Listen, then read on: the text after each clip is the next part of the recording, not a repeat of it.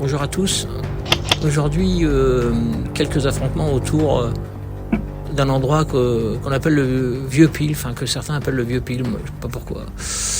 Moi j'ai toujours comparé ça à un vieux silo, un vieux truc à grains, enfin en tout cas vous connaissez l'endroit puisque vous m'avez vu coincé là-haut justement, tout en haut, dans une vidéo précédente et cette fois-ci vous voyez que effectivement de là où j'étais je ne pouvais pas sauter ni descendre sans être très exposé. Aujourd'hui j'ai pas le TAC 41 sur cette partie parce que je me propose de m'engager dans des endroits où il va être compliqué d'utiliser une arme longue et donc je décide de partir avec juste mon MK23 et mon Glock 19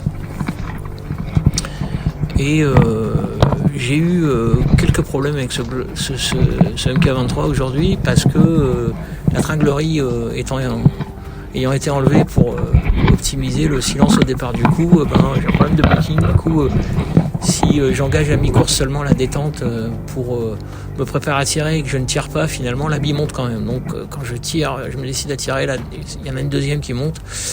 Et donc il faut enlever le chargeur et vider les billes qui ont tout bouché, remettre le chargeur. Et comme j'ai l'habitude de mettre un strap sur tous mes poignées puis de chargeur pour retenir l'éventuelle chute d'un chargeur sur le terrain parce que ça coûte bonbon, voilà, ça pose un problème. Donc là j'utilise mon Glock. En l'occurrence là je suis un peu vénère sur ce moment du jeu parce que je fais face à un groupe de jeunes qui viennent d'arriver, qui ont été invités et puis qui sortent du jeu vidéo, qui sortent de je sais pas où et ils sont tout contents parce qu'ils ont des répliques et du matos qu'on a prêté évidemment pour l'occasion, mais c'est des gars qui font pas leur vie, ils ont pas la courtoisie d'admettre qu'ils sont touchés quand ils sont touchés, parce que c'est pas l'adrénaline, le foufou, je sais pas. Mais moi du coup je connais mon Glock parce que j'ai fait des tirs à plus de 50 mètres très précis avec cette réplique, je la connais très très bien et je sais que les mecs, ils sont touchés mais ils prennent pas leur vie. Donc comme je me connais et que j'ai horreur de ça et que ça peut me niquer toute une journée de me retrouver face à des gens pas fair-play qui jouent pas le jeu, alors que pour moi c'est une passion d'être tireur isolé en airsoft, je décide de décrocher et de trouver un autre point d'où je pourrais tout aussi bien avoir vu sur le chemin de traverse, tout en étant en retrait et en regardant de plus près si je peux remettre en route mon MK23.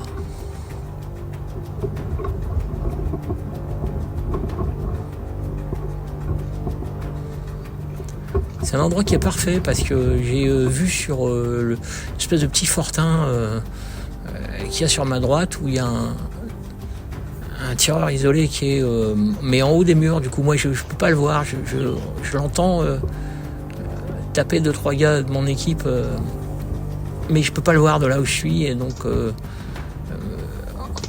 mais en même temps je peux couvrir la progression des gars de mon équipe s'ils ont envie d'aller le déloger et comme vous pouvez le voir sur la vidéo je suis en retrait mais j'ai une très bonne vue sur le chemin de traverse qui relie les deux layons. En fait c'est une toute petite clairière qui sépare deux grands couloirs de végétation assez longs et du coup là je me suis posté là pour pouvoir taper à l'arme de poing d'éventuels ennemis qui passeraient et en même temps couvrir la progression de mes gars si ils décident d'aller faire le tireur isolé qui est en haut du petit fortin là qu'on peut voir ici, qui est en tôle. Alors il y a une espèce d'ancienne ferme agricole en tôle en plein milieu de la jungle et un peu plus loin, comme on va le voir plus tard, un peu plus loin, il y a une espèce de fortin qui à mon avis devait être un mur d'enceinte du truc et qui aujourd'hui ne sert plus à rien sauf un bon tireur isolé qui commence à faire des dégâts dans nos rangs depuis un petit moment là, qui s'est installé dans le secteur. Donc comme on peut voir, je me trouve vraiment bien situé et du coup je vais pouvoir couvrir mes gars qui vont là on voit le petit fortin, donc espèce de mur en briques, de mur en parpaing béton avec un retrait de tôle et le gars est là-haut mais la caméra elle le voit parce qu'elle est sur perche, mais moi là où je suis vraiment en renfoncement, donc on l'entend taper les gars qui sont dans mon équipe, ils l'ont repéré, donc les mecs comme ils font du recon et de l'assaut, ils sont équipés pour. Ils décident d'aller essayer de le faire, mais bon, ça fait du dégât. Le mec est indélogeable et il a éliminé pas mal de monde ce matin-là de sa position sans que jamais personne n'ait pu le décrocher, quoi.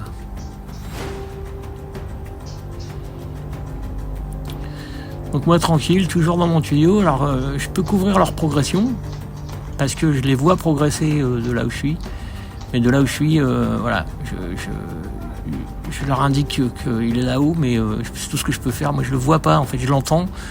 Je l'entends quand il effectue ses tirs. J'entends bien d'où ça vient. Et voilà, j'ai des coéquipiers qui sont montés. Et je crois qu'il y a finalement un petit escalier qui a été révélé par le cyclone qu'on a eu ici, qui a dégagé pas mal de trucs, mais voilà, il y a un petit escalier qui permet de monter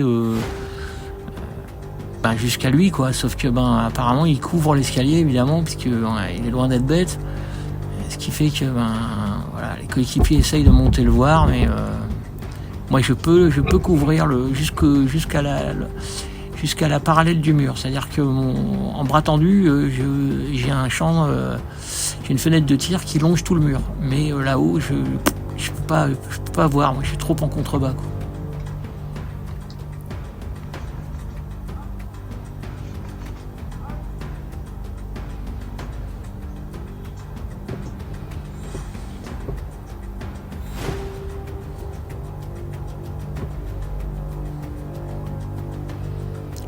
J'adore toujours ce moment où j'ai des coéquipiers qui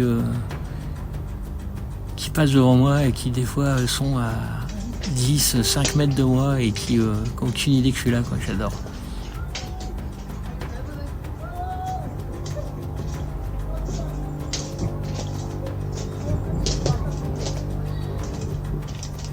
J'adore.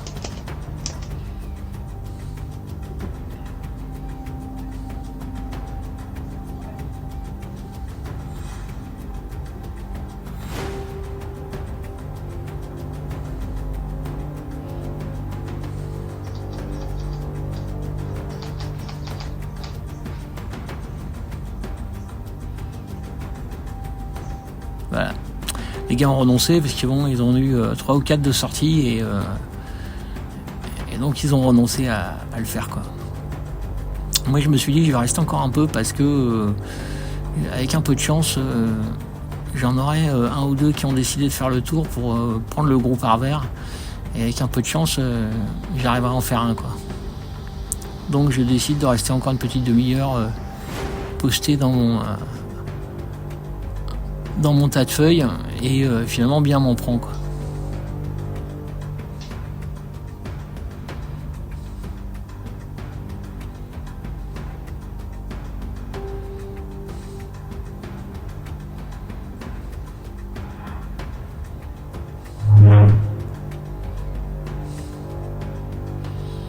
Donc là le gars est à peu près, on va dire, à 20 mètres de moi.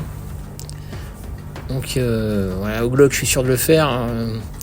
Sauf s'il décide de quitter le chemin et de s'enfoncer dans les broussailles, auquel cas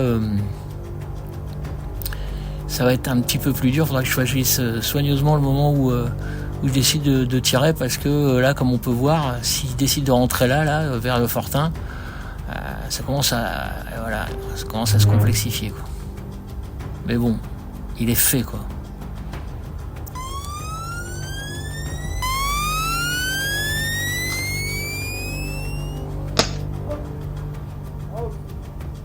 Voilà, ça fait plaisir, ça fait toujours plaisir, petite tapette comme ça. Je vous dis à bientôt pour de nouvelles aventures du Deeper Greener dans sa forêt tropicale.